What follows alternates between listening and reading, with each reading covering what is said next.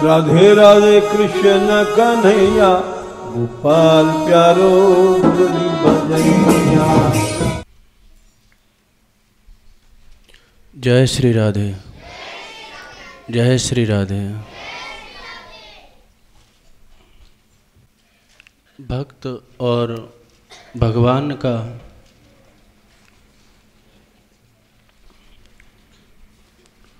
स्वरूप जो ग्रंथों में बताया, दोनों में अभेद है। जो भगवान के अवतारों की गणना भागवत में की गई, प्रथम स्कंद के द्वितीय अध्याय में 24 अवतारों की गणना की गई। अंत में कहते हैं अवतारा असंख्येया हरेर शत्रु निधेर दुजा।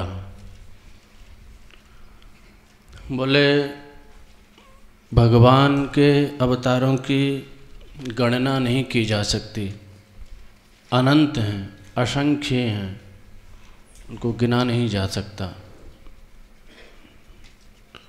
तो वो जो अनंत अवतार हैं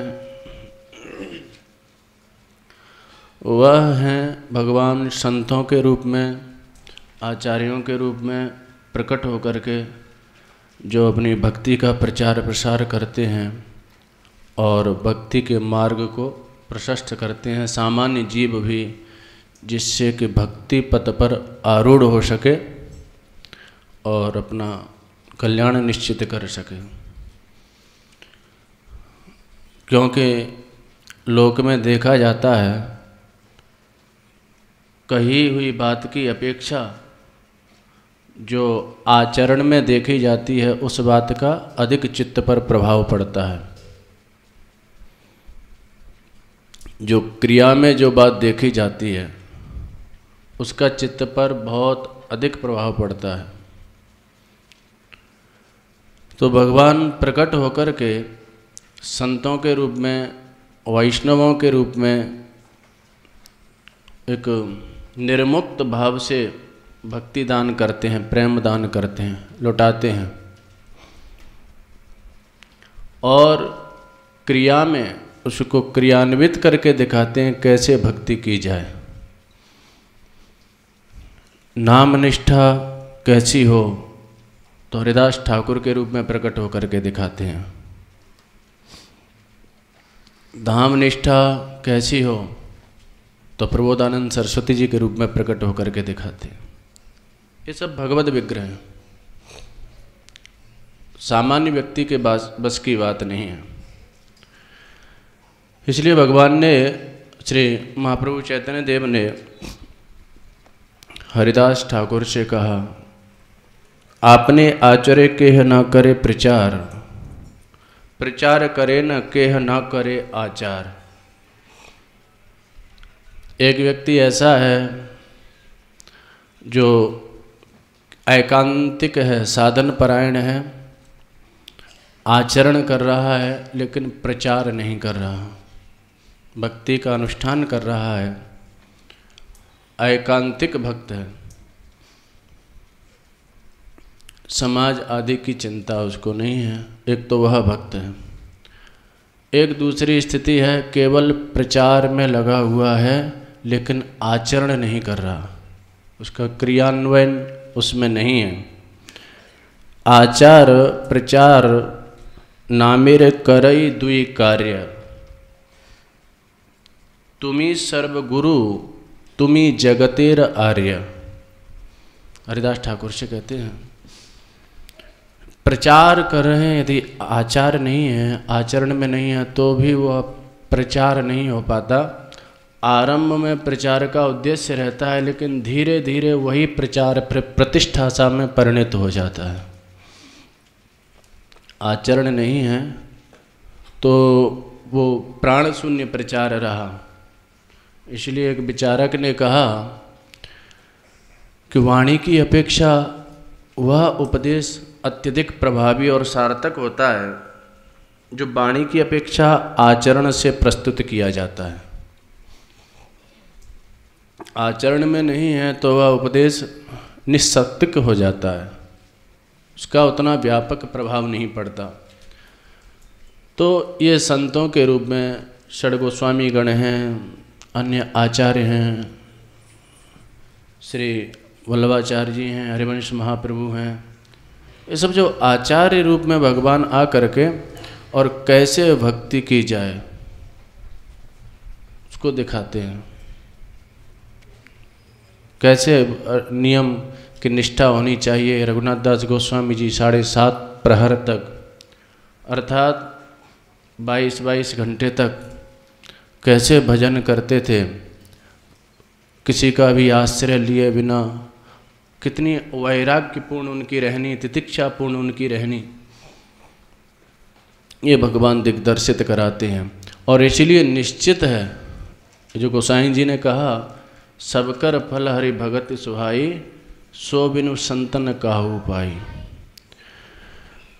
जितने भी लोग बैठे हैं अथवा जितने भी लोग इस भक्ति मार्ग से जुड़े हुए हैं, जितने भी लोग अध्यात्म मार्ग पर चल रहे हैं, उनके जीवन में निश्चित कभी न कभी कोई न कोई संत आया है। बिना संत के संग के संभव ही नहीं है। जरूर कहीं न कहीं किसी संत से प्रेरणा मिली है।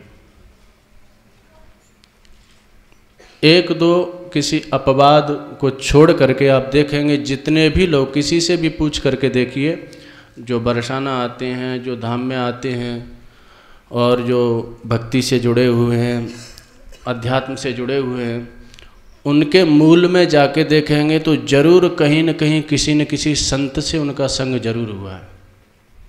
क्योंकि संत के संग के बिना संभव ही नहीं है। कोई न कोई संत अवश्य उसके जीवन में आया है, और जितना दृढ़ता से संत का संग किया है उतनी दृढ़ता से ही वह गतिमान हो करके और इस मार्ग पर चलता चला जाता है। सो बिनु संतन काहू पाई, निश्चित है, यह सर्वमान्य सिद्धांत है। सभी ग्रंथों में, वेदों से लेकर के, वेदों में कहा कौन जान सकता है उस तत्व को। छांदोग्य उपनिषद में कहते हैं आचार्यवान पुरुषो वेद। कठोपनिषद में कहते हैं वरान प्राप्य निबोधत, नचिकेता से यमराज ने कहा। उत्तिष्ठत जागृत प्राप्य वरान निबोधत, क्षुरस्य धारा दुरत्यया, दुर्गम पतस्तत कवयो वदन्ति। इसी प्रकार से भागवत आदि ग्रंथों में सर्वत्र संत की महिमा स्वीकृत है। गीता में भगवान कहते हैं 4th अध्याय के 34वें श्लोक में, तद्विद्धि प्रणिपातेन परिप्रश्नेन सेवया, उपदेक्ष्यन्ति ते ज्ञानम ज्ञानिनस्तत्त्वदर्शिनः। लो, उस आत्म तत्व को, भगवत तत्व को जानना चाहते हो तो प्रणिपातेन, जो संत जन हैं, वैष्णव जन हैं, जाकर के उनके चरणों में प्रणिपात करो। तद्विद्धि प्रणिपातेन परिप्रश्नेन सेवया, उपदेक्ष्यन्ति ते ज्ञानम ज्ञानिनस्तत्त्वदर्शिनः। वह उस ज्ञान का उपदेश करेंगे जो तत्वदर्शी महात्मा हैं, तब वह ज्ञान प्राप्त होगा। ज्ञान प्राप्ति के 6 साधन गीता में भगवान ने बताए हैं। 3 बाह्य साधन हैं और 3 अंतरंग साधन हैं। अंतरंग साधन जो हैं वो नहीं हैं तो बाह्य साधन कभी कभी दम्भ में परिणत हो जाते हैं। जो ये रघुनाथ दास गोस्वामी जी कह रहे हैं, प्रतिष्ठा सा दृष्टा स्वपच रमणी में हृदय नटेत, कथम साधु प्रेमा स्पृशत सुचरेतन ननु मनः, सदा त्वं सेवस्व प्रबुदयेत सामंत मतुलम, यथा ताम निष्कास्य त्वरितमह वेशयति तम च सः। बाह्य साधन गीता में चतुर्थ अध्याय के 34वें श्लोक में बताए, जाओ संतों के समीप में प्रणिपातेन जाकर के दंडवत प्रणाम करो, विनयी बन के जाओ। जिसने भी कुछ पाया है झुक कर के पाया है, विनयी बन कर के पाया है। अकड़ में कोई किसी से कुछ भी नहीं ग्रहण कर सका है। विनयी बन कर के संपूर्ण जीवन बिताओ।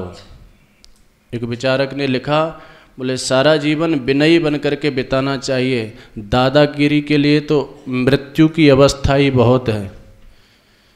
जीवन सबके सामने झुक कर के बिताओ। दादागिरी तो अंतिम समय पे भी करते हैं। बोले कैसे? बोले 4 लोग ले जा रहे हैं, उनके कंधे पे चढ़ के जाते हैं। कंधे पे चढ़ के जाना बोले तो दादागिरी है। तो दादागिरी के लिए अंतिम अवस्था ही बहुत है। प्रणिपातेन, संतों के समीप में प्रणिपात जाकर के दंडवत प्रणाम। परिप्रश्नेन, जो कुछ जिज्ञासा है वह जिज्ञासा उनके समक्ष रखें, प्रकट करें। कुतर्क की भावना से नहीं, संतों के परीक्षण की भावना से नहीं कि कुछ जानते हैं कि नहीं, जिज्ञासा की भावना से। और सेवया, जाके सेवा करो, परिचर्या करो। कुछ बातें ऐसी हैं जो कालक्रम से सेवा के प्रभाव से स्वयं अंतःकरण में स्फुरित होती हैं। वह प्रवचन आदि से समझ में नहीं आ पाती, लेकिन सेवा के प्रभाव से कालक्रम से स्वतः चित्त में आ जाती हैं। ये 3 साधन भगवान ने बाह्य साधन बताए। अब सेवा है, प्रणिपात है, दंडवत प्रणाम कर रहे हैं। प्रश्न भी कई लोग करते हैं, तो प्रश्न में भी ये भावना रहती है कि हमको लोग जाने, हम भी ज्ञानी हैं, हम भी विज्ञ हैं। दंडवत प्रणाम में भी प्रदर्शन की भावना है। तो आचार्यों ने टीका की इन श्लोकों पर, तो लिखते हैं कि ये जो 3 साधन हैं कभी कभी दम्भ के रूप में परिणित हो जाते हैं। अंतरंग साधन चतुर्थ अध्याय के 39वें श्लोक में बताए, श्रद्धावान लभते ज्ञानम तत्परः संयतेन्द्रियः। ये अंतरंग साधन है। पहला है श्रद्धावान। संत सत्पुरुषजन जो कुछ कह रहे हैं उनके वाक्यों में अटल श्रद्धा, ध्रुव श्रद्धा, उससे विचलित न हुआ जाए। जो कह रहे हैं वो यथार्थ है, वह सत्य है। हमारी मति की गति वहाँ तक नहीं है, उतनी दूरदर्शिता हमारे पास में नहीं है जो संतों की दूरदर्शिता होती है। तत्काल में हमको लग रहा है कि क्या कह रहे हैं, इस कार्य को करने से क्या होगा। अब देखिए, आप कल्पना कीजिएगा, बृहदारण्यकोपनिषद में आख्यान आता है,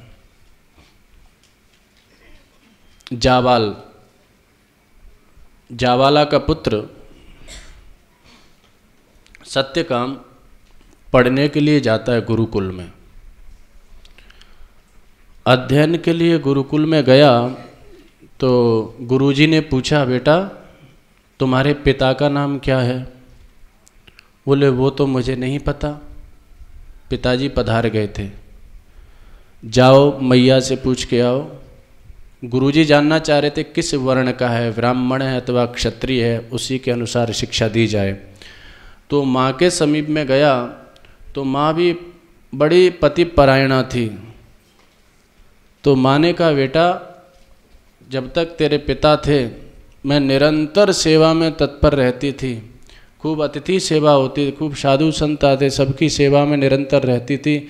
मुझे कभी अवसर ही नहीं मिला तेरे पिताजी का नाम पूछने का, कभी नाम ही नहीं पूछा।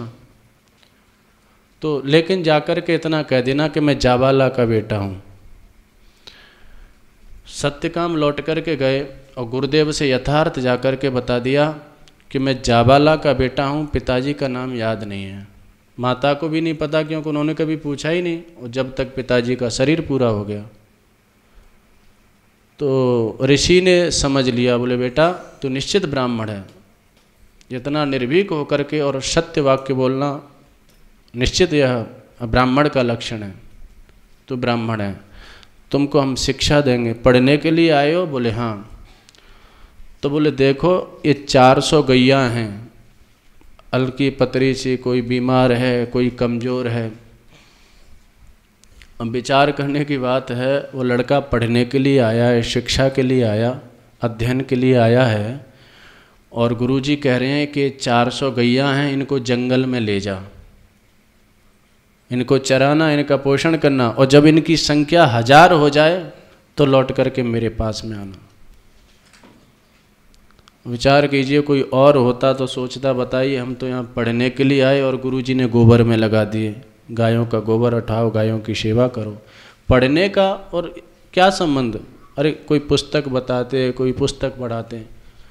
छात्र पढ़ने के लिए आया और गुरुजी कहने जा 400 गैया ले जाओ। 400 गैया न जाने कितने वर्ष में 1000 होंगी, जंगल में, गर्मी, बरसात, ऐसे अनेकों आख्यान आते हैं। उपमन्यु का, आरुणि का, बहुत सी घटनाएं उपनिषद की हैं।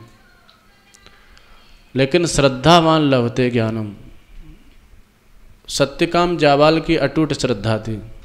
गुरुजी जो करेंगे वह मेरे लिए और मेरे भविष्य के लिए निश्चित ही वह अच्छा होगा।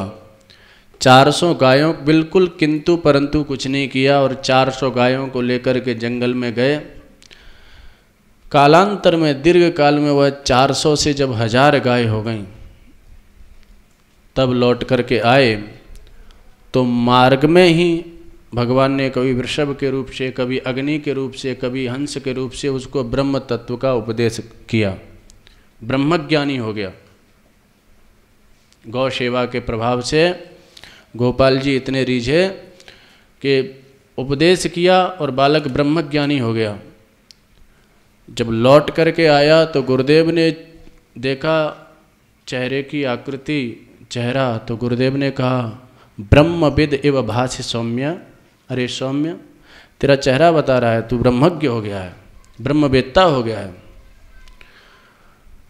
भजन जो करता है, भजन परायण होता है, उसकी अब अंतर मन तो परिणत हो ही जाता है, बदल जाता है। मन की वृत्तियां तो शुभ हो ही जाती हैं, शकल भी बदल जाती है। चेहरा भी इतना सौम्य, इतना शांत, इतना सहज हो जाता है कि दर्शन मात्र से चित्त एकदम शांत हो जाता है।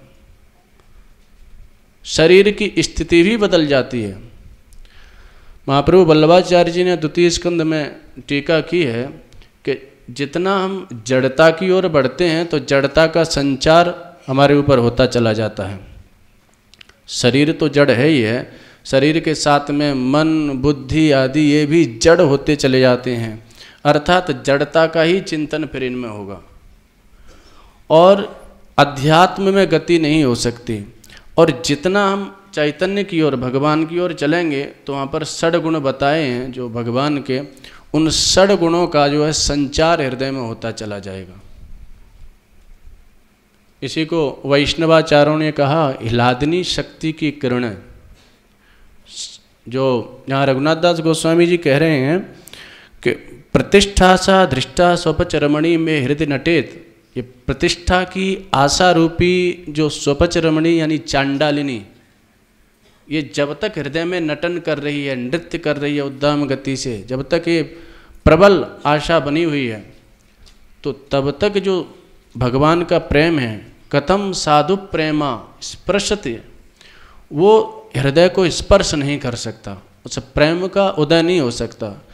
जब तक हमको अपने नाम की इच्छा है, अपनी प्रतिष्ठा की इच्छा है, हमको लोग जाने, और इतने से के लिए पता नहीं क्या क्या करते हैं, क्या क्या आडंबर रचते हैं, क्या क्या ढोंग करते हैं, क्या क्या पाखंड करते हैं, केवल इतना सा कि लोग हमको जाने, हमारे नाम को जाने। मरने मिटने के बाद में फिर कुछ नहीं। और उससे कभी कभी तो एक समाज का बहुत बड़ा भाग, क्योंकि उसके अनुयायी हो जाते हैं, और श्रद्धा भावना वाले लोग तो उनकी श्रद्धा और भावना का दोहन करके और समाज के एक बहुत बड़े भाग को वो अपने साथ गर्त में ले जाते हैं। केवल छोटी सी भूख उनकी वो कहने के लिए सनातन धर्म के रक्षक होते हैं, लेकिन वो भक्षक सिद्ध होते हैं। ऐसी कई घटनाएं हो रही हैं और जिनको कहा भी नहीं जा सकता और जो बहुत बड़ी घातक हैं। ये कुछ कालक्रम है। मूल ग्रंथों को छोड़ करके स्थिति ये हो गई है कि प्रतिष्ठा की इतनी भूख रहती है। एक कोई प्रसिद्ध महात्मा कहीं से, उनके जो प्रसिद्ध स्थल, जो गुरु स्थल है, वहाँ से निष्कासित कर दिए गए किसी कारण से, तो इतनी टीस उनको हुई, उनका बहुत बड़ा समुदाय उनका अनुगामी है। तो जो मूल जो गुरु परंपरा का ग्रंथ था, जो उस परंपरा में सुरक्षित है, वहाँ नियमित रूप से पाठ आदि होता है, जो सिद्ध महापुरुष, जो उनके गुरुदेव पूर्व आचार्य हुए, उन्होंने लिखा।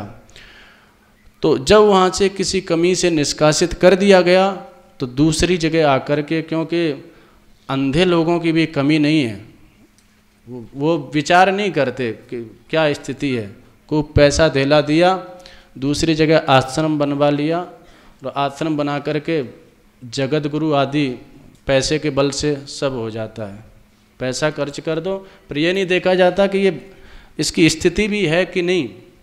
जगत गुरु पद पर अभिषिक्त हो गए और अपना स्वतंत्र ग्रंथ बनाया। जो गुरु जी का ग्रंथ था, गुरु परंपरा का, वो ग्रंथ छोड़ करके स्वतंत्र गद्दी की स्थापना करी, स्वतंत्र। और स्थिति ये है कि अभी तक जैसे भागवत जी की कथा चलती थी, रामायण की कथा चलती थी, भागवत और रामायण की कथा छोड़ करके अपनी नई परंपरा, अपने ग्रंथ की कथाएं शुरू करा रहे हैं। कल्पना कीजिए, जो गोसाई जी की वाणी में जो शक्ति है, जो व्यास जी की वाणी में शक्ति है, हम लोग प्रतिष्ठा कामी 2 पैसे के लोग हैं, और हम इधर उधर से कोई चुरा करके 2-4 शब्द और काव्य रचना कर दें, उसमें भला कहाँ से वो शक्ति आ सकती है? उससे क्या कल्याण होगा? एक बहुत बड़ी एक भ्रामक स्थिति पैदा होगी।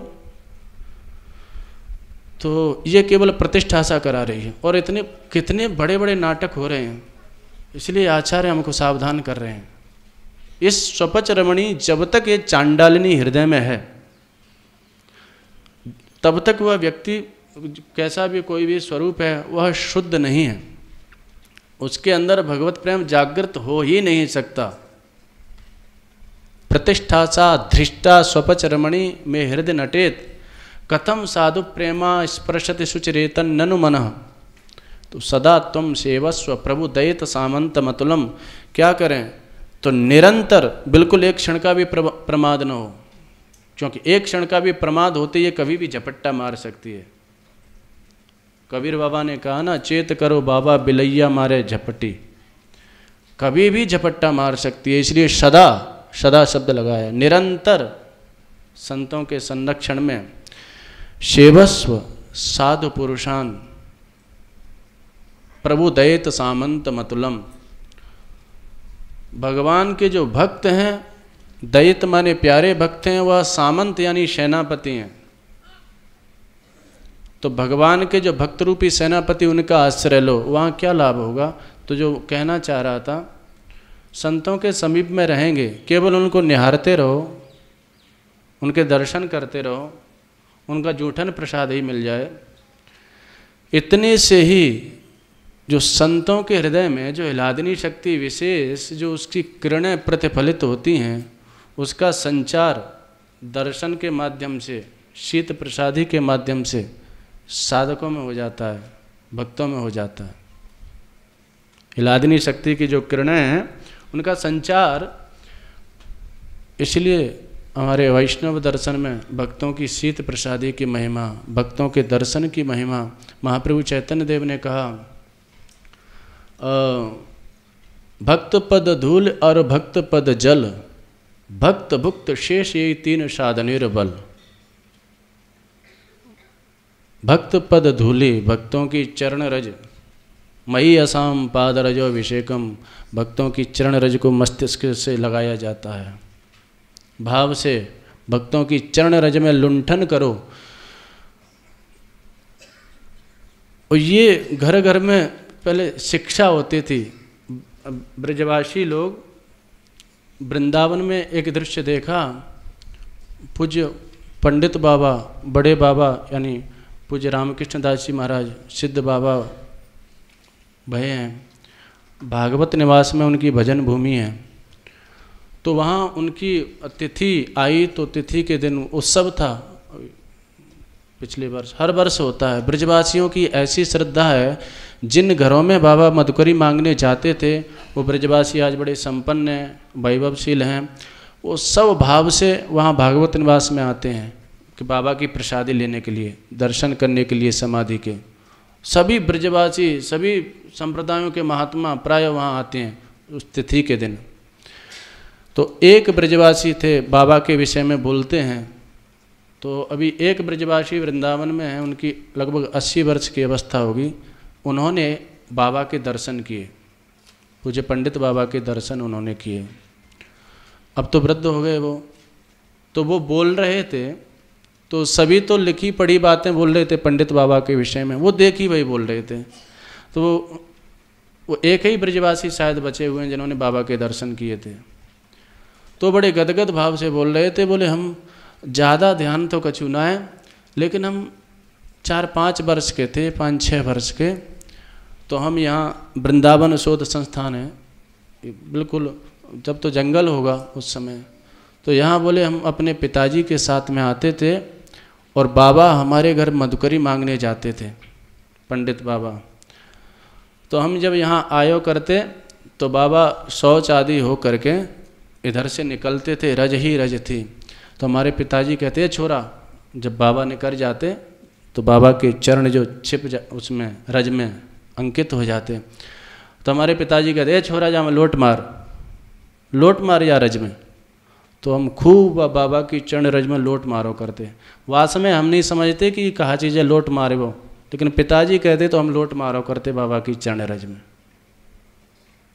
सहज भाव। और इसी प्रकार से नदिया की एक घटना सुनी। कुछ लोग नदिया की परिक्रमा करने के लिए गए, जैसे 84 कोस की परिक्रमा होती है। तो उन भक्तों ने बताया कि वहाँ के बंगाली वैष्णवों को पहले तो देख करके घृणा हुई हमको कि क्या ये कितनी गंदगी रखते हैं, स्वच्छ नहीं रहते हैं, इनका भक्ष्य और अभक्ष्य का भी इनको विवेक नहीं है। बड़ी घृणा होती थी जब उनके गांवों से होकर के निकलते थे। लेकिन एक दृश्य बड़ा अद्भुत देखा, जब वैष्णवों की टोली निकलती थी उससे पहले वह बंगाली वैष्णव क्या करते थे, गांव के लोग रास्ते में पानी डाल देते थे, 2-4 बाल्टी ला करके थोड़ी सी कीचड़ जैसी कर देते, पानी डाल देते। तो बोले हमको बड़ा अटपटा लगा, जा रहे थे तो देखा इन्होंने कीचड़ और कर दी, इनको बिल्कुल भावना की चीज़ नहीं है इनके। और जब वैष्णवों की टोली उस कीच से होकर के निकली और जैसे ही आगे गए तो जितने भी वो थे बंगाली वहाँ खड़े थे वैष्णव, सब आकर के और उस कीच में लोटपोट होने लग गए। बोले वैसे यदि रज में लुंठन करते तो शायद रज शरीर में न लगती, लेकिन पानी डाल करके और वो सारी रज शरीर में लगा रहे हैं और रो रहे हैं और महामंत्र संकीर्तन कर रहे हैं। बोले उनकी वो दशा देख करके एकदम हालत खराब हो गई हमारी। तो कितना भावावेश है इनके, महाप्रभु जी की निश्चित कृपा है इनके ऊपर। तो निश्चित भाव है तो भक्त पद धूलि और भक्त पद जल, भक्तों का चरणामृत और भक्त भुक्त शेष, यही 3 साधने बल। भक्तों जो महापुरुषों की जो कृपा शक्ति है उसका संचार होता है। भक्त भुक्त उनकी जूठन, केवल जूठन उपलब्ध हो जाए, इसीलिए शीत प्रसादी लेते हैं। नाभा गोस्वामी जी ने शीत प्रसादी ली, शीत प्रसादी का ही प्रभाव देखो सिद्ध हो गए। शीत संत का पार उतारे, शुक संप्रदाय में एक संत हुए उन्होंने लिखा है, शीत संत का पार उतारे, महाप्रसाद कहते हैं ताकू, बड़ भागी जो वाकू धारे। बोले बड़ा भाग्यशाली है जो उसको आदर बुद्धि से ग्रहण करता है। जाकी महिमा नारद जाने और नाभा साखी बखाने, स्वर्गलोक में देवता तरसें साकत नर कहू क्या पहचाने। बोले शीत प्रसादी की महिमा नारद जी जानते हैं। भागवत में प्रथम स्कंद के 5वें अध्याय में स्वयं नारद जी ने अंगीकार किया है। उच्चिष्ट लेपा नन मोदितो दुजई, सकृष्म भुंजे तदपास्त किलविषः। व्यास जी को बताया है। बोले व्यास जी और तो कुछ साधन हमसे नहीं हुआ, सहज में संतों का संग मिल गया था, मैया की सेवा थी वहाँ, तो संतों की कथा सुनने को मिलती थी और जो कुछ वो खाते थे उसका उच्छिष्ट प्रसाद, उच्छिष्ट लेपा ननुमोदितो द्विजैहि, संतों से अनुमोदित होकर के उनसे प्रार्थना करके, और ऐसा भी नहीं कि किसी संत को कष्ट हो। अब कई लोग इतने शीत प्रसादी के निष्ठ होते हैं कि बेचारे महात्मा देना नहीं चाह रहे, वो ज़बरदस्ती झपट्टा मार करके लेते हैं। तो किसी संत को कष्ट भी नहीं होना चाहिए। लेना ही है तो युक्ति से ले लो।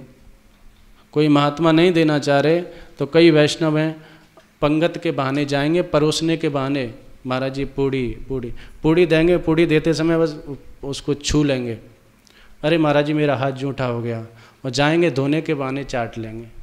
तो महाराज जी को भी कष्ट नहीं हुआ, शीत प्रसादी भी मिल गई। उनकी ऐसी निष्ठा होती है। तो उच्छिष्ट लेपा ननुमोदितो द्विजैहि, सकृष्म एक बार मिल जाती थी उसको खा लेता था। उससे क्या हुआ? तद अपास्त किलविषः, मेरे जो भी भक्ति के प्रतिबंधक थे वो नष्ट हो गए। और तद्धर्म एव आत्मरुचि जायते, और जो प्रतिबंधक जब नष्ट हो गए तो वो भागवत धर्म में मेरी रुचि हो गई। लोक में भी देखा जाता है, कोई बीमार व्यक्ति है, डॉक्टर कहते हैं इसकी जूठन मत खाना, क्योंकि बीमार की जूठन खाओगे तो वो बीमारी के जो जीवाणु हैं वो आ जाएंगे। जिस बीमारी से ग्रसित है, मान लीजिए टीबी से ग्रसित है, वो खाया गया तो टीबी की बीमारी, ऐसा कहते हैं। इसी प्रकार से भक्ति की भी बीमारी है, जिसको लग जाए उसका संग कर लो, उसको निहार लो, उसकी जूठन खा लो, ये बीमारी भी संक्रांत हो जाती है। ये संक्रामक रोग है भक्ति का।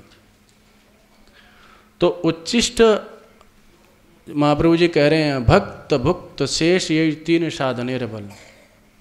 और इसमें केवल एक भाव विशेष ही नहीं है, इसमें एक तथ्य भी है। केवल ये भावना का ही विषय नहीं, उपनिषदों में इसकी महिमा गाई गई है। इसमें एक विज्ञान जो है वो उपनिषदों में बताया गया है। छांदोग्य उपनिषद में आख्यान आता है, तो वहाँ ऋषि कहते हैं जो अन्न हम खाते हैं, कोई भी अन्न, अन्नम अशितम त्रेधा विधीयते तस्य स्तविष्ट भाग तत्पुरुषम भवति, यो मध्यमांसः तन्मांसम भवति, योनिष्ठः तन्मनो भवति। ये मंत्र है छांदोग्य उपनिषद में। वहाँ ऋषि कहते हैं कि देखो जो हम अन्न खाते हैं, अन्नम अशितम त्रेधा विधीयते, जो अन्न खाया जाता है, कुछ भी जो खाद्य पदार्थ हैं खाते हैं, तो वो तीन रूपों में परिणत हो जाता है। त्रिधा विधीयते, अन्न का विभाजन होता है अंदर जाते ही, और उसका जो स्थूल भाग है वह पुरीष यानी मल के रूप में परिणत हो जाता है। अन्न का जो स्थूल भाग है वो मल के रूप में परिणत हो गया, निकल गया। और जो मध्यमांश है, मध्यम भाग है, वह मांस आदि के रूप में परिणत होकर के शरीर की स्थिति का संचालन करता है। मांस आदि सप्त धातु बनती हैं। और अन्न का जो अत्यंत सूक्ष्म भाग है, योनिष्ठः तन्मनो भवति, यहाँ हिता नाम की जो नाड़ियाँ हैं उनमें जो मंथन होता है, तो वो जो अत्यंत सूक्ष्म भाग है अन्न का, तन मनो भवति, वह मन के रूप में परिणत हो जाता है। सूक्ष्म भाग की जो अंतिम, मन कोई अंग नहीं है कि जैसे हाथ पैर आदि, एक अनुभव का विषय है। और वह मन जो है एक विचारों का मंडल कह लीजिए, विचारों का केंद्र कह लीजिए, जहाँ से विचार उत्पन्न होते हैं, अनेकों विचार आते जाते हैं। विचार शक्ति की जो उत्पादक स्थल है वो मन कह लीजिए। तो अब उपादान जैसा होगा वैसे ही फिर विचार उत्पन्न होंगे। उपादान यानी मन, और अन्न जैसा होगा वैसा मन होगा, क्योंकि अन्नमयम ही सौम्य मनः, मन जो है वह अन्नमय है। उदाहरण देते हैं, जैसे दही का मंथन किया जाता है तो उसमें जो मक्खन होता है, मंथन प्रक्रिया से वह मक्खन जो है ऊपर आ जाता है। यदा मध्यमानस्य सौम्य, वहाँ पर ऋषि कहते हैं मध्यमान दधी का जो सार भाग है, जो नवनीत उसका, वह मंथन प्रक्रिया से ऊपर आ जाता है, सार भाग। उसी प्रकार से जो ये अंदर जो जठराग्नि है और वो हिता नाम की नाड़ियाँ हैं, जो वायु है, समान वायु जो सभी में समीकरण करती है अन्न का, तो उसमें जब मंथन होता है तो उसकी जो सार भाग है, अत्यंत सूक्ष्म अंश है, वह मन के रूप में परिणित हो जाता है, ऊपर को उसकी गति होती है। तो इसीलिए कहा अन्नमयम ही सौम्य मनः। और इसको अनुभव में भी देखा जाता है। जो सादा सहज भोजन करते हैं, सात्विक आहार करते हैं, उनकी वृत्तियां भी सात्विकी रहती हैं। जो मांसाहार आदि करते हैं उनमें सहज में क्रूरता, नृशंसता आदि सहज में होती है, पशुता का संचार सहज में हो जाता है। इसको हर व्यक्ति अनुभव कर सकता है। जैसा अन्न खाएगा, कहावत भी है, जैसा खाए अन्न वैसा बने मन। निश्चित अन्न का मन पर बहुत बड़ा प्रभाव पड़ता है, इसलिए महात्मा लोग बड़े सावधान रहते हैं, हर जगह नहीं खाते हैं। महाप्रभु जी ने शिक्षा दी थी ना। रघुनाथ दास गोस्वामी जी पैसा वाले घर के थे, सप्तग्राम के, एक तरह से समझो उनके पिता जो रघुनाथ दास जी के गोवर्धन मजुमदार जी एक तरह से मुख्यमंत्री थे। 20 लाख रुपए साल की आय थी, उसमें से 12 लाख रुपए कर उसमें देना पड़ता था कर में। 8 लाख रुपए उस समय के, आज से 400-500 साल पहले उनकी प्रतिवर्ष की बचत थी, केवल सरकारी कामकाज से, बाकी तो और कितना होगा। राजा थे तो रघुनाथ दास गोस्वामी जी पे पैसे की तो कोई कमी नहीं थी। जब वो आए नदिया तो पिताजी ने, होता ही है पुत्रों के प्रति मोह, एक पाचक भेज दिया, कुछ मुद्राएं भेज दी। तो रघुनाथ दास गोस्वामी जी प्रतिदिन भंडारा कराते थे सभी वैष्णवों को बुला करके, क्योंकि पैसे में तो उनका मोह था नहीं, ये पैसा संतों की सेवा में, वैष्णवों की सेवा में। प्रतिदिन भंडारा कराते थे। उनके प्रेम के कारण महाप्रभु जी आ जाते थे, लेकिन कुछ संकोच अनुभव होता था महाप्रभु जी को, वो रघुनाथ दास जी को अनुभव हुआ। तो रघुनाथ दास जी को भी लगा नहीं, इस धन से भंडारा नहीं कराएंगे, अब इसको अन्य किसी सेवा में लगा दिया, भंडारा बंद कर दिया। तो महाप्रभु जी बड़े प्रसन्न हुए। महाप्रभु जी ने वहाँ पर कहा, विषैर अन्न खाइले मलिन हाय मन, मलिन मनेर न हाय कृष्ण स्मरण। रघुनाथ दास से बहुत ठीक किया तुमने, क्योंकि प्रायः अब विषयी लोग हैं, विषय विषया बुद्धि है, संसार में रत हैं। विषयी अन्न खाइले, विषयी का अन्न खाने से निश्चित मन मलिन हो जाता है। विषयी अन्न खाइले मलिन है मन, और मलिन मन से कृष्ण स्मरण हो ही नहीं सकता, निरंतर बहिर्मुखता बढ़ती चली जाती है।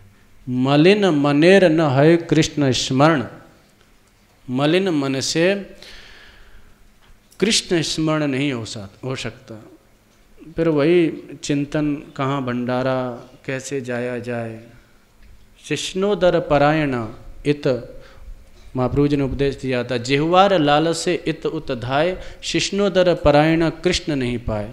फिर जिह्वा की लोलुपता में इधर उधर दौड़ता फिरेगा, और शिष्णोदर परायण, इंद्रियां नियंत्रण से बाहर हो जाएंगी, तो इंद्रियों की सेवा में फिर लगेगा, फिर कृष्ण नहीं पाए, कृष्ण भक्ति और कृष्ण नहीं मिल सकते। इसलिए जो महात्माओं की परंपरा, जो भजनानंदी महात्मा प्रायः भंडारा आदि से बचते हैं। देखते हैं कहाँ किसका अन्न है, क्योंकि स्वाभाविक है, अन्न जिस विधि से अर्जित किया गया है तो उसका जो भी पाप ताप आदि है वह उस अन्न के रूप में। बहुत बड़ी बड़ी घटनाएं होती हैं यहाँ की। बताते हैं छोटे भरने की यहाँ जो भंडारा हुआ था तो उसमें 3500-4000 साधु मारे गए थे, वो छत गिर गई थी। बाद में कारण खोजा, क्या कारण है इसका, तो बताया गया कि वो जो सेठ था उसके यहाँ मछली पालने का व्यापार, मछली वहाँ से मछली का व्यापार करता था, वो पैसा था। तो उस पैसे से फिर जो भंडारा हुआ तो मारे गए साधु। बहुत सावधानी लोक में भी देखा जाता है, अनुभव कर सकते हैं। आज कोई सात्विक आहार किया जाए तो वृत्ति सात्विक रहती है, तामसी आहार किया जाए तो निश्चित वृत्ति तामसी हो जाती है। आगमोपः प्रजादेश कालः कर्म च जन्म च, जो हमारे संस्कारों का निर्माण होता है, जो ये गुणों की वृत्तियों का निरंतर परिवर्तन होता है, इसमें 10 कारण भगवान ने एकादश स्कंद में बताए। एकादश स्कंद के 13वें अध्याय में भगवान कहते हैं चित्त की वृत्तियों में जो निरंतर परिवर्तन होता है, गुण धर्म जो हमको व्यापते हैं, कभी तमोगुण आ गया, कभी रजोगुण आ गया, कभी सत्वगुण आ गया, तो बोले ये गुण धर्म परिवर्तित क्यों होते रहते हैं? बोले 10 कारणों को परिवर्तित कीजिए। एक तो आगम, आगम से तात्पर्य है साहित्य, ग्रंथ। आप साहित्य कैसा पढ़ते हैं, आप ग्रंथ क्या पढ़ते हैं? निश्चित है श्रृंगार रस का कोई साहित्य पढ़ेंगे, उपन्यास आदि पढ़ेंगे तो वृत्ति निश्चित दूषित होगी, इसको हर व्यक्ति देख सकता है। उसी की जगह यदि भक्तमाल पढ़ेंगे तो निश्चित हृदय भाव से पूर्ण होगा। गीता पढ़ेंगे, दर्शन पढ़ेंगे तो एक निवृत्ति के, एक संसार से उपरति के सहज विचार उद्गत होंगे हृदय में। साहित्य का बहुत बड़ा प्रभाव चित्त पर पड़ता है। केशव कवि ओरछा में हुए हैं तो उन्होंने, वो कवित्व तो याद नहीं है, उन्होंने प्रथम एक वैराग्य का ग्रंथ बनाया, शायद राम रचकावली ग्रंथ का नाम। वैराग्य का ऐसा ग्रंथ बनाया, उनकी बड़ी प्रसिद्धि थी ओरछा में। तो अब ओरछावासी जितने थे सब उस ग्रंथ को पढ़ने लग गए। स्थिति ये हो गई कि सबका नहीं करता। निकल रहे थे तो एक महिला अपने बकरे को बांधने के लिए ले जा रही थी, तो बकरी देखी तो बकरा बकरी की ओर दौड़ा तो जबरदस्ती उसने खींच के बांधना चाहा, और वो उधर दौड़ रहा था और वो महिला जबरदस्ती खींच करके उसको बांध रही थी। खींच के जबरदस्ती बांध तो दिया, लेकिन खींच करके उसने कहा, देख मेरो कहो तू अबे नहीं मानत, मेरी बात तू नहीं मानेगा तो मैं कक्का जी उसे कह दूंगी, तो ऐसी पढ़ाई पढ़ा देंगे फिर भूल के भी तू इधर नहीं देखेगा। कवित्व है, पूरा कवित्व याद नहीं है। कक्का जी से कह देंगे तो ऐसी पढ़ाई पढ़ा देंगे, फिर दिन भर तू बस भूमि में आंख मिटावत डोलत, केवल वो अक्षर बनाना, पढ़ना, चिंतन, ये सब भूल जाएगा तू, जैसे हमारे पतियों की हालत हो गई है। कक्का जी निकल रहे थे केशव जी, तो उनको लगा अरे ये स्वाभाविक है, दुखी हैं, इनके पति लोग इनसे बात नहीं करते हैं। तो फिर केशव जी ने क्या किया, दूसरा ग्रंथ बनाया, उसमें श्रृंगार रस भर दिया, श्रृंगार ही श्रृंगार भर दिया। और उस ग्रंथ को जब प्रसारित किया, उस ग्रंथ को पढ़ा तो सबकी स्थिति फिर परिवर्तित हो गई। सब अपने अपने घर जाने लग गए, सब बच्चे पत्नियों से बात करने लग गए, सब मिलने जुलने लग गए। एक ग्रंथ का प्रभाव। साहित्य जैसा पढ़ेंगे निश्चित है चित्त पर वो वृत्ति अंकित होगी, निश्चित है चित्त उस रूप में परिणित हो जाएगा। और ये तो सबके अनुभव की बात है, सब देख सकते हैं। जैसा साहित्य पढ़ेंगे, आगमोपः प्रजादेशः, और दूसरा बताया अपः। अपः का तात्पर्य है अन्न जल, जैसो खाएं अन्न वैसो बने मन। अन्न निश्चित है जैसा खाया जाएगा उसका प्रभाव मन पर जरूर पड़ता है। मन की भजन आदि में मन क्यों नहीं लगता? क्योंकि आजकल जो भक्ष्य का विचार है वो एकदम हमने छोड़ दिया, उसको तिलांजलि दे दी, इसलिए भजन में कोई रति नहीं है, भजन में मन नहीं लगता। पहले महात्माओं को लीला चिंतन आदि होता, समाधि आदि में बैठते हैं, जो भी सिद्ध महापुरुष वर्तमान में चिंतन करते हैं, पहले रूप गोस्वामी जी आदि चिंतन करते थे, उनकी वो रहनी थी, सहज वैराग्य था, वो क्यों इससे बचे हुए थे। आज ये अन्न दोष इतना व्यापक हो गया है कि इसके कारण से निरंतर बहिर्मुखता बढ़ती चली जा रही, निरंतर बहिर्मुखता बढ़ती चली जा रही है। विचार नहीं करते कि कौन आया, क्या क्या खिलाया, क्या खाया। अन्न के कारण मन की शक्ति क्षीण हो गई, मन तदरूप में परिणत हो गया। नागरीदास जी सिद्ध भक्त थे, मोरकुटी पर रहते थे। वृंदावन में उनके गुरुदेव वनचंद्र जी ने भंडारा किया। नागरीदास जी कहीं जाते नहीं थे, अधिक गुरुदेव की आज्ञा हुई, आग्रह हुआ तो नागरीदास जी चले गए। भंडारे में जो थोड़ा बहुत कुछ पाए और पा करके पुनः लौट करके आए तो उनको पहले लीला चिंतन होता था, ठाकुर श्री जी की लीलाओं का दर्शन करते थे। अब स्थिति ये हो गई जब ध्यान में बैठते हैं तो मांस के टुकड़े बिखरे हुए दिखाई देते हैं। एक सिद्ध महात्मा जो अभी तक ठाकुर श्री जी की लीलाओं के दर्शन करते थे, अब ध्यान में टुकड़े दिखाई देते हैं, घबरा गए, ये क्या हुआ। दौड़ करके गुरुजी के पास में गए, गुरुजी हमारी तो हालत ही खराब हो गई, हम तो देखो ऐसी स्थिति है, कहाँ तो लीलाओं के दर्शन होते थे और कहाँ मांस के टुकड़े बिखरे हुए दिखाई देते हैं। गुरुदेव ये जो भंडारा पाया है ये अन्न किसका था, कहाँ से आया, कैसी कमाई थी। तो गुरुजी ने उस सेठ को बुलाया, पूछा जी ये पैसा कहाँ से लाए तुम। तो उसने डरते हुए बताया, गुरुदेव मैं राज पुरोहित हूँ राजस्थान में किसी राजा का। स्थिति यह हुई कि राजा की जो बेटी थी राजकुमारी, राजवैद्य, राज पुरोहित नहीं राजवैद्य थे वो, राजा की जो बेटी थी राजकुमारी, तो वो विवाह से पूर्व ही गर्भिणी हो गई, ऐसा कुछ संबंध हो गया उसका किसी से। तो कुमार अवस्था में ही विवाह से पूर्व ही वह गर्भिणी हो गई। रानी को यह बात पता चली तो बड़े कलंक की बात है, बाहर यह बात नहीं फैलनी चाहिए।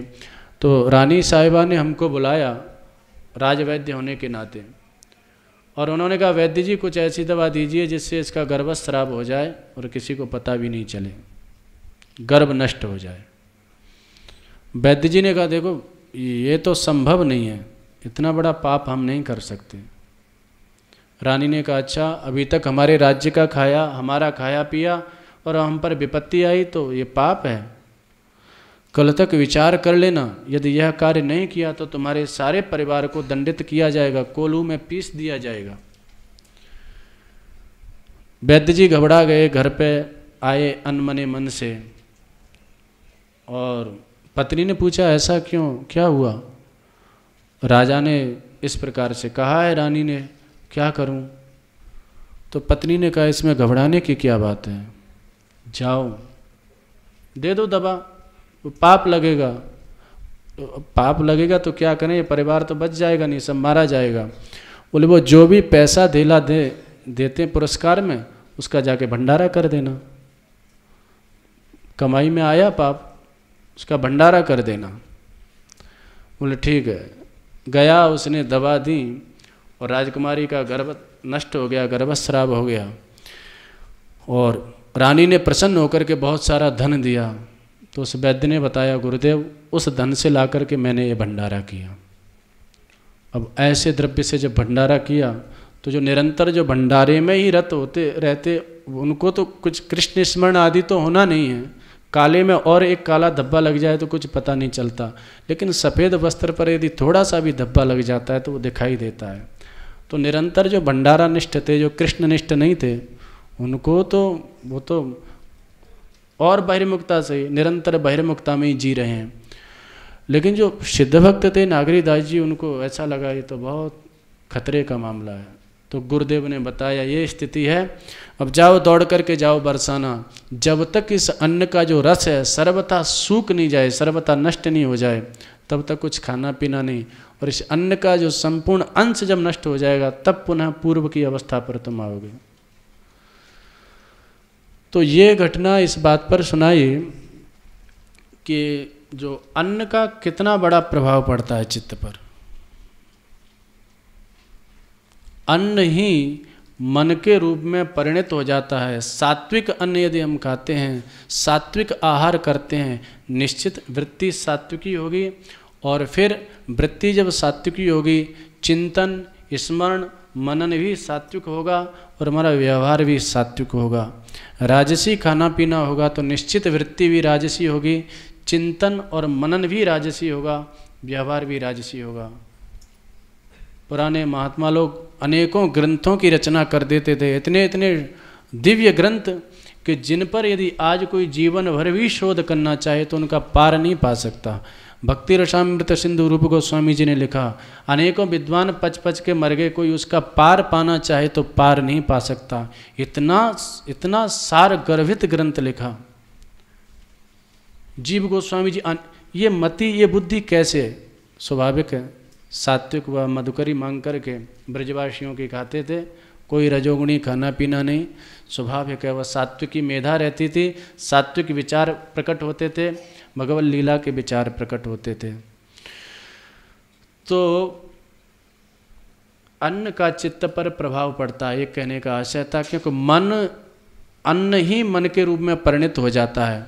तो प्रसंग वहाँ से चला था, महात्माओं की जो शीत प्रसादी ली जाती है उसका भावनात्मक पक्ष तो है ही है, उसका भावनात्मक पक्ष तो है ही है, लेकिन एक ये भी पक्ष है कि अन्न की दृष्टि से भी यदि वह लिया जाता है, उसको खाया गया, तो निश्चित महात्माओं की वृत्ति तो सात्विक ही होती है, सर्वदा कृष्ण स्मरण में रहते हैं।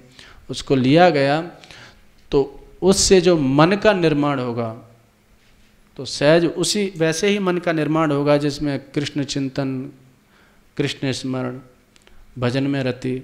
इसीलिए शीत प्रसादी हमारे यहाँ ली जाती है। तो शीत संत का पार उतारे, इस पर यह स्मरण आया। तो संतों के समीप में जो रघुनाथ दास गोस्वामी जी कह रहे हैं, प्रभु दैत सामंत मतुलम, जो ह्लादिनी शक्ति की किरणें जो प्रतिफलित होती हैं उनका संचार कर देते हैं, चाहे शीत प्रसादी के माध्यम से, दर्शन के माध्यम से, स्पर्श के माध्यम से, उपदेश के माध्यम से। तो उन संतों का आश्रय लिया जाता है तो निश्चित है ये जो प्रतिष्ठा सा दृष्टा सुपचरमणि अथवा अनेकों ये माइक जो विकार, माइक जो शक्तियां हैं, ये स्वतः क्षीण हो जाती हैं संतों के आश्रय से। इसीलिए निश्चित है कोई भी व्यक्ति अध्यात्म पथ पर अग्रसर हुआ है, कोई भी उदाहरण देख लीजिए, तो उनके पीछे निश्चित किसी सिद्ध समर्थ सत्पुरुष का हाथ रहा है। बिना संत के संग के गति हो ही नहीं सकती अध्यात्म में। अरे जब भगवान का भी अस्तित्व खतरे में पड़ जाता है संत के बिना, तो हमारी क्या गति हो सकती है।